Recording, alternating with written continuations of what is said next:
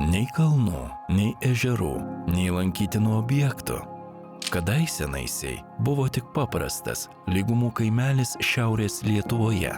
Idėja, koks jis galėtų būti, gimė pietaujant ant paprastos popierinės servetėlės.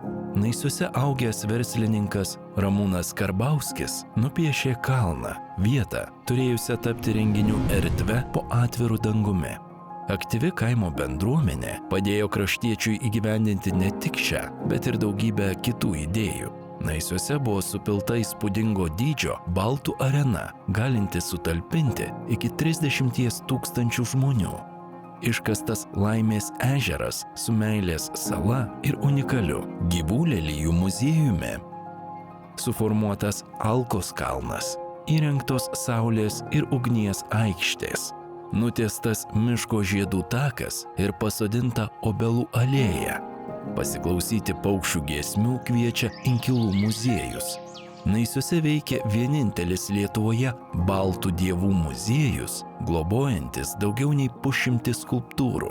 Čia rasite ir milžiniškoje Verpstėje įsikūrusi Baltų žolynų muziejų. Svečius pasitinka karališkųjų žalčių šeimyna ir pasakų milžinas. Kaimelyje gyvena ir repetuoja profesionalūs Naisių vasaros teatro aktoriai.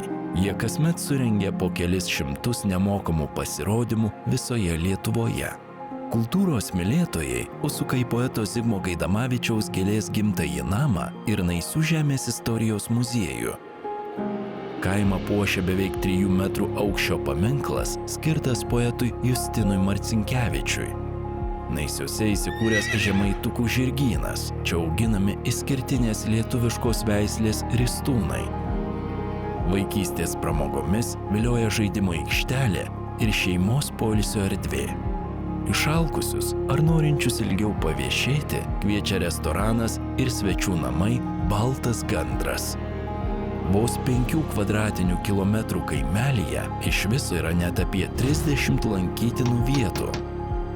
Važiuodami pro šalį būtinai sustokite. O dar geriau, suplanuokite kelionę į Naisius. Čia galite pasinaudoti ir nemokama gido paslauga.